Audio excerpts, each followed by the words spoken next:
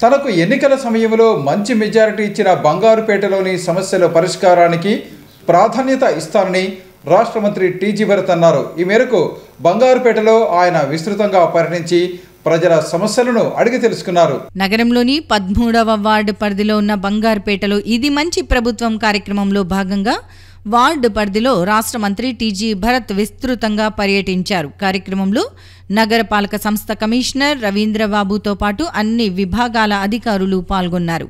ఈ సందర్భంగా రాష్ట్ర మంత్రి టీజీ భరత్ బంగారుపేటలోని ప్రతి వీధి తిరుగుతూ ప్రజల సమస్యలను అడిగి తెలుసుకున్నారు.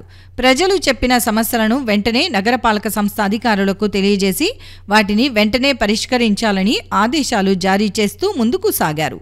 రాష్ట్ర మంత్రి టీజీ భరత్ స్వయంగా తమ ప్రాంతానికి రావటంతో బంగారుపేట ప్రాంతానికి చెందిన ప్రజలు ఆయనకు ఘనంగా స్వాగతం పలికారు. ప్రతి ఇంటి వద్ద ఆయనకు మహిళలు ఎదురు వచ్చి మరీ స్వాగతం పలికి తమ సమస్యలను వివరించారు. గతంలో ఎన్నికల ప్రచారం సమయంలో వార్డుకు వచ్చి సమస్యలను తెలుసుకున్న విషయాన్ని రాష్ట్ర మంత్రి టీజీ భరత్ వారికి వివరించారు. అలాగే ప్రజల నుంచి వినతి పత్రాలను స్వీకరించి ఆ సమస్యలను అక్కడికక్కడే పరిష్కరిస్తూ ముందుకు సాగారు. బంగారుపేట పరిధిలో పలు సమస్యలు ఉన్నాయని వాటిని వీలైనంత త్వరగా పరిష్కరిస్తామని ఆయన వివరించారు. ఈ సందర్భంగా రాష్ట్ర మంత్రి టీజీ భరత్ మాట్లాడుతూ గత 5 సంవత్సరాల కాలంలో సర్వనాశనమైన రాష్ట్రాన్ని తమ ప్రభుత్వం వచ్చాక ముఖ్యమంత్రి నారా చంద్రబాబు నాయుడు గాడిలో పెడుతున్నారని వివరించారు. గడిచిన 5 ఏళ్లలో రాష్ట్రం అభివృద్ధిలో వెనకబడిపోయిందని తెలిపారు. సీఎం చంద్రబాబు నాయుడు తన ముందు చూపుతో రాష్ట్రాన్ని అన్ని రంగాల్లో అభివృద్ధి చేస్తూ ముందుకు వెళ్తున్నట్లు వివరించారు. తమ ప్రభుత్వం 100 రోజుల పాలనలో ఎన్నో కార్యక్రమాలకు శ్రీకారం చుట్టిన విషయాన్ని ఆయన గుర్తు చేశారు.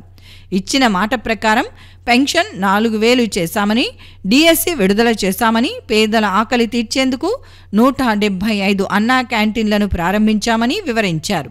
ప్రజలను ఆందోళనకు గురి చేసిన ల్యాండ్ టైటిలింగ్ యాక్ట్ను కూడా రద్దు చేసి ప్రజల ఆస్తులకు భద్రత కల్పించామని అన్నారు. విజయవాడ వరదల్లో మునిగిపోతే సీఎం చంద్రబాబు నాయుడు తన అనుభవంతో రాత్రింబవళ్లు కష్టపడి పరిస్థితిని సాధారణ స్థితికి తీసుకువచ్చారని అన్నారు. ఓర్వకల్లు ఇండస్ట్రియల్ హబ్కు కేంద్ర ప్రభుత్వం నిధులు కేటాయించిందని, రానున్న 5 ఏళ్లలో అక్కడ మౌలిక సదుపాయాలు కల్పించి పరిశ్రమలు తీసుకువస్తామని అన్నారు. ఎంతో పవిత్రమైన తిరుమల లడ్డూ తయారీలో గతంలో కల్తీ జరగటం బాధాకరమని ఆయన వెల్లడించారు.